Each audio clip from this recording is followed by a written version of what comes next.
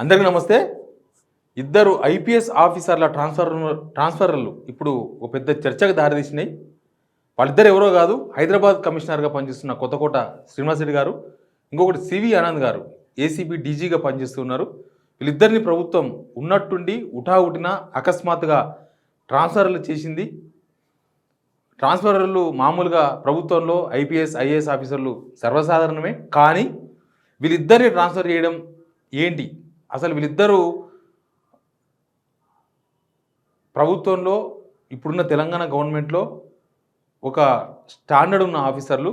వీళ్ళని ఇద్దరిని తీసుకొచ్చినప్పుడే ప్రభుత్వం నుంచి చాలా గొప్పగా చెప్పబడిన ఆఫీసర్లు వీళ్ళు.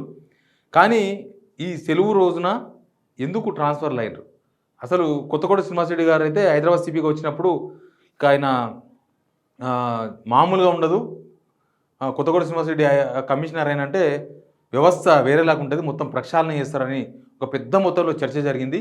నిజానికి ఆ చర్చకు అనుగుణంగానే కొత్తకోట శ్రీనివాస్ రెడ్డి గారు సిపిగా బాధ్యతలు తీసుకోగానే ఒక ప్రక్షాళన స్టార్ట్ చేసింది. ఆయన పంజాగుట్టలో 80 మంది కానిస్టేబుల్స్, ఎస్ఐలు, సిఐలు అందరినీ ట్రాన్స్ఫర్ చేసేసిండ్రు. అక్కడంతా పోలీస్ స్టేషన్ అంతా, పంజాగుట్ట పోలీస్ స్టేషన్ అంతా కూడా అవినీతిమయమైందని.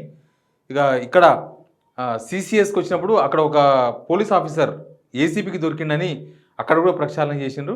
నిజానికి కూడా ఎక్కడైనా పోలీస్ వాళ్ళ మీద, కానిస్టేబుల్స్ దగ్గర నుంచి ఎస్ఐలు, సిఐలు ఎవరైనా కావచ్చు, వాళ్ళ మీద ఏదైనా ఆరోపణ వచ్చిందంటే వెంటనే చర్యలు చేపట్టింది కొత్తకోట శ్రీనివాస్ రెడ్డి గారు. అంతకుముందు పోలీస్ డిపార్ట్మెంట్లో అట్లాంటి ఆరోపణలు వచ్చినా పెద్దగా పట్టించుకునే వాళ్ళు కాదు.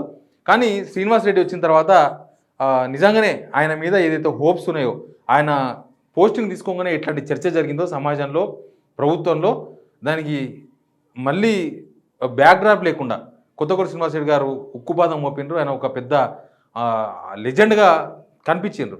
ఇంకా సివి ఆనంద్ గారు అయితే ఆయన ఏసీబీ డీజీగా పనిచేసిండ్రు. సివి ఆనంద్ గారు వచ్చిన తర్వాతనే ఏసీబీ రైడ్స్ ఎక్కువైపోయినాయి. చాలామంది అవినీతి పరులను, గవర్నమెంట్ ఉద్యోగులను ఏసీబీ ఈ మధ్యకాలంలో చాలా క్యాచ్ చేసింది. ఒక్కొక్క నెలలో 40 మందిని, 50 మందిని ఏసీబీ పట్టుకోగలిగింది. ఏసీబీ చాలా యాక్టివ్గా పనిచేసింది. ప్రభుత్వ ఉద్యోగులలో ఏ స్థాయి వెళ్ళినా సరే లంచం అడగాలంటేనే గజగజ వణికే సిచ్యువేషన్, వాతావరణం ఒకటి క్రియేట్ అయింది సివి ఆనంద్ గారు డీజీ ఏసీపీగా బాధ్యత తీసుకున్న తర్వాత. కానీ వీళ్ళిద్దరిని ఇప్పుడు ఎందుకు ట్రాన్స్ఫర్ చేసింది అనేది ఒక పెద్ద చర్చనీయాంశంగా మారింది. హైదరాబాద్ సిపి కొత్తకోట శ్రీనివాస్ రెడ్డి గారు సీఎం రేవంత్ రెడ్డి సొంత జిల్లా, మా జిల్లా మామనాడు జిల్లాకు సంబంధించిన వ్యక్తి. సేమ్ టైం ఆయన జెడ్పీటీసీగా ఉన్నప్పుడు రేవంత్ రెడ్డి గారు జెడ్పీటీసీ ఒక మీటింగ్లో చెప్పినారు, నేను జెడ్పీటీసీగా పనిచేసినప్పుడు మిడ్జిల్ అంటే జెడ్పీటీసీగా పనిచేసినప్పుడు మామనార్ ఎస్పీగా పనిచేసినారు కొత్తకోట శ్రీనివాస్ రెడ్డి గారు అని ఆ మీటింగ్లో రేవంత్ రెడ్డి గారు చెప్పినారు. కానీ ఉన్నట్టుండి ఎందుకు కొత్తకోట శ్రీనివాస్ రెడ్డి గారిని మార్చిండ్రు? చెప్పిన మాట వినట్లేదన్నా, లేకపోతే ఇంకా వేరే డిపార్ట్మెంటల్ ఇష్యూస్ ఏమైనా ఉన్నాయా తెలియదు. నిజానికి కూడా కొత్తకోట శ్రీనివాస్ రెడ్డి గారు చాలా స్ట్రిక్ట్ ఆఫీసర్ అంటే ఎక్కడైనా అన్యాయం, అవినీతి, అది సొంత డిపార్ట్మెంట్ అయినా సరే, ఎక్కడైనా సరే జరిగింది అని అంటే అక్కడ ఒక చెక్ ఎవరంటే కొత్తకోట శ్రీనివాస్ రెడ్డి గారు. చూస్తూ ఊరుకునే మనస్తత్వం కాదా అనేది. ఆయన అంతకుముందు వివిధ హోదాలో పనిచేసినప్పుడు కూడా కొత్తకోట శ్రీనివాస్ రెడ్డి గారు అంటే ప్రభుత్వానికే గజగజ వణికిచ్చిన ఆఫీసర్ అయినా. కానీ ఉన్నట్టుండి కొత్తకోట శ్రీనివాస్ రెడ్డి గారిని హైదరాబాద్ సిపికి తరలించి ఆయనను విజిలెన్స్ డీజీగా బాధ్యతలు అప్పగించింది ప్రభుత్వం. ఎందుకు కొత్తకోట శ్రీనివాస్ రెడ్డిని తప్పించారు అనేది పోలీస్ డిపార్ట్మెంట్లో ఒక పెద్ద హాట్ చర్చ ఒకటి జరుగుతూ ఉన్నది. నిజానికి ప్రభుత్వం సమాధానం చెప్పాల్సిన అవసరం లేదు. ఐపీఎస్ ఆఫీసర్లను ఐఏఎస్ ట్రాన్స్ఫర్ అనేది పాలనా సౌలభ్యం కోసం చేస్తూ ఉంటామని చెప్తూ ఉంటారు. ఈ మధ్యకాలంలో కొంతమంది సీఏల మీద కలెక్షన్స్ చేస్తున్నారనే ఆరోపణ వస్తే ఆ సీఏలందరినీ కూడా ఆరోపణలు వచ్చిన ఒక 2-3 అవర్స్లోనే ట్రాన్స్ఫర్ చేసి పడేసినారు రీసెంట్గా. ఇంకా కొన్ని ఇంపార్టెంట్ కేసులను కొత్తకోట శ్రీనివాస్ రెడ్డి గారు డీల్ చేస్తున్నారు. నిజంగా కూడా పోలీస్ డిపార్ట్మెంట్ ఒక సింహం లాగా కనిపిస్తున్నారు ఆయన. కానీ ఎందుకు ప్రభుత్వం ఉన్నట్టుండి ఆయన ట్రాన్స్ఫర్ చేసింది? ఎందుకంటే సంవత్సరం కూడా కాలేదు. ఆల్మోస్ట్ కొత్త గవర్నమెంట్ వచ్చినప్పుడే హైదరాబాద్ కమిషనర్గా ఆల్మోస్ట్ డిసెంబర్లో ఆయన బాధ్యతలు తీసుకున్నారు. సంవత్సరం కూడా పూర్తి కాలేదు. కానీ హైదరాబాద్ సిపిగా ఒక ఎన్ఫోర్స్గా పనిచేస్తున్న కొత్తకోట శ్రీనివాస్ రెడ్డిని ఎందుకు ఆ పదవి నుంచి తప్పించారు? దీనికి ఏమైనా రాజకీయ కారణాలు ఉన్నాయా, లేకపోతే రాజకీయ నాయకులు ఏమైనా ఇబ్బంది పడుతున్నారా? కొత్తకోట శ్రీనివాస్ రెడ్డి గారి స్ట్రైట్ ఫార్వర్డ్గా ఉండే వ్యక్తిత్వం వల్ల కొన్ని రాజకీయ నాయకుల పలుకుబడి పనికి రాకుండా పోయిందా, లేకపోతే రాజకీయ నాయకుల పనులు చేయడం లేదా కొత్తకోట శ్రీనివాసరెడ్డి గారు, తర్వాత రాజకీయ నాయకులకు అనుగుణంగా కొత్తకోట శ్రీనివాసరెడ్డి గారు ఆయన పనిచేయలేకపోతున్నారా? ఖచ్చితంగా కొత్తకోట శ్రీనివాసరెడ్డి ట్రాన్స్ఫర్ వెనుక ఏదో ఒక పెద్ద కారణం ఉండి ఉంటుంది అనేది ఒక చర్చ ఒకటి జరుగుతూ ఉన్నది. ఇంకొకటి సివి ఆనంద్ గారు. సివి ఆనంద్ కూడా మంచి ఆఫీసర్, మనందరికీ తెలుసు. ఆయన డీజీ యాంటీ కరప్షన్ బ్యూరో ఏసీపీకి తీసుకున్న తర్వాత, ఏసీపీ పోస్ట్ తీసుకున్న తర్వాత ఇప్పుడు ప్రభుత్వ ఉద్యోగులంతా కూడా గజగజ వణుకుతున్నారు. నిజానికి అట్లాంటి ఆఫీసర్లు చాలా అవసరం. ఏసీపీ కూడా చాలా అవసరం. హైదరాబాద్ సిపిగా కొత్తకోట శ్రీనివాసరెడ్డి గారు కూడా చాలా అవసరం. చాలా ఇష్యూస్ అంటే మత సామరస్యానికి సంబంధించినవో లేకపోతే శాంతి భద్రతలకు సంబంధించిన ఇష్యూస్ను చాలా ఈజీగా అందరినీ ఈజీగా సాల్వ్ చేసిన వ్యక్తి కొత్తకోట శ్రీనివాసరెడ్డి గారు. మరి ఎందుకు ట్రాన్స్ఫర్ అయిందో తెలియదు. బట్ ఇది ఒక పెద్ద చర్చనీయాంశంగా మారింది. కొత్తకోట శ్రీనివాసరెడ్డిని ఎందుకు మార్చింది, ఎందుకు ప్రభుత్వం ఒకసారిగా ఆయనను పోస్టింగ్ నుంచి అక్కడి నుంచి తప్పించి విజిలెన్స్ డీజీగా బాధ్యతలు అప్పగించారు అనేది. ఇంకొకటి సివి ఆనంద్ గారు. సివి ఆనంద్ గారు 1991 బ్యాచ్. ఆయన నిజానికి ఇప్పుడున్న పోలీస్ ఆఫీసర్లో సీనియర్ ఆఫీసర్. మొన్నదాకా డీజీపీగా ఆయనకు ప్రమోషన్ రాబోతుంది, నెక్స్ట్ డీజీపీ ఆయననే అని ఒక చర్చ జరుగుతున్న టైంలోనే మొన్నటిదాకా రవి గారు డీజీపీగా ఉన్నారు. ఈయన జితేందర్ గారి కన్నా ముందు డీజీగా ఉన్నారు. ఆయన తర్వాత నెక్స్ట్ సివి ఆనంద్ గారే ఎక్స్పీరియన్స్ పరంగా చూసిన బ్యాచ్ 91 బ్యాచ్ ఆ విధంగా చూసిన పోలీస్ డిపార్ట్మెంట్లో సివి ఆనంద్ డీజీ కావాలి. కానీ మరి ఏ కారణం చేతనో తెలియదు సివి ఆనంద్ గారికి అవకాశం రాలేదు, జితేందర్ గారికి అవకాశం ఇచ్చిండ్రు. నిజానికి జితేందర్ గారు సివి ఆనంద్ గారి కన్నా ఒక సంవత్సరం జూనియర్. 91 బ్యాచ్ సివి ఆనంద్ అయితే 92 బ్యాచ్ జితేందర్ గారు.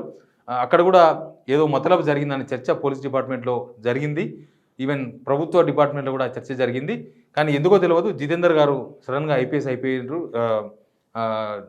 డీజీ అయిపోయినరు, డైరెక్టర్ ఆఫ్ జనరల్ పోలీస్ అయిపోయిన డీజీపీ అయిపోయినరు. సివి ఆనంద్ గారికి అవకాశం రాలేదు. ఇప్పుడేంటంటే సీనియర్ అయిన ఐపీఎస్ ఆఫీసర్ సివి ఆనంద్ ఆయనకైనా ఒక సంవత్సరం తక్కువ ఉన్న జూనియర్ అయిన జితేందర్ దగ్గరికి, జితేందర్ కింద పనిచేయాల్సిన వాతావరణం, కింద పనిచేయాల్సిన పోస్ట్ అది ఆయన. కాబట్టి ఇప్పుడు డీజీ గారికి, ఇప్పుడు హైదరాబాద్ కమిషనర్ సివి ఆనంద్ గారు హైదరాబాద్ కమిషనర్, ఈయన డీజీ. సీనియర్ ఏమో కింది పదిలో ఉన్నారు, జూనియర్ ఏమో పై పదిలో ఉన్నారు, డీజీ పదిలో ఉన్నారు.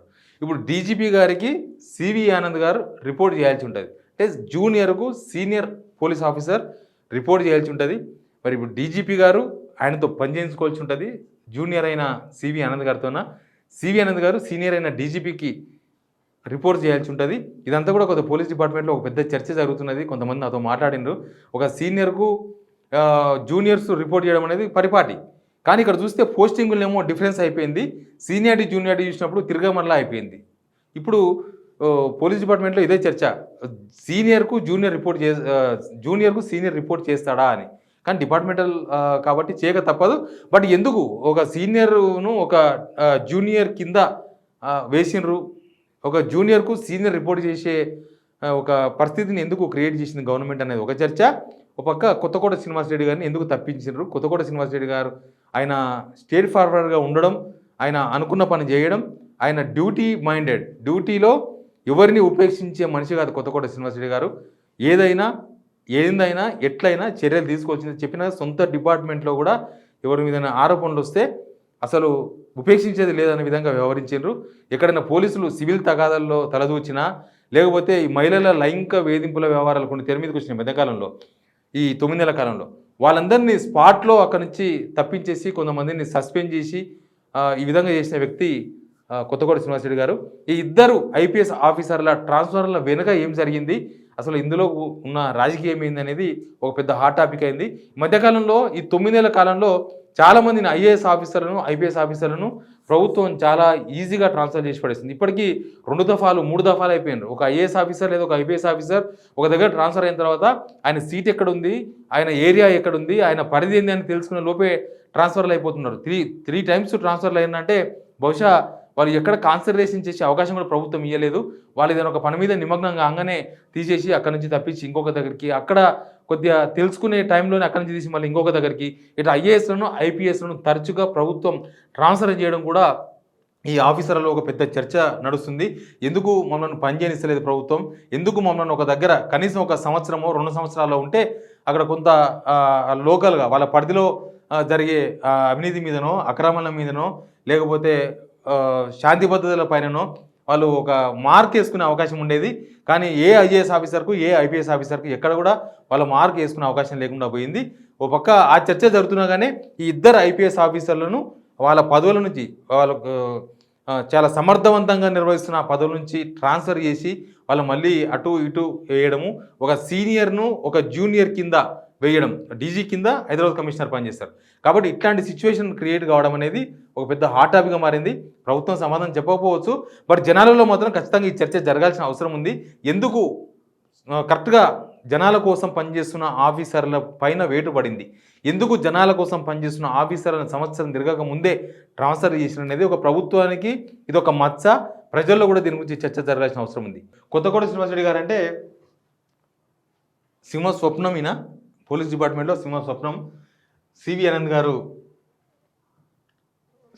ఇతను అందరికి తెలిసిన వ్యక్తే.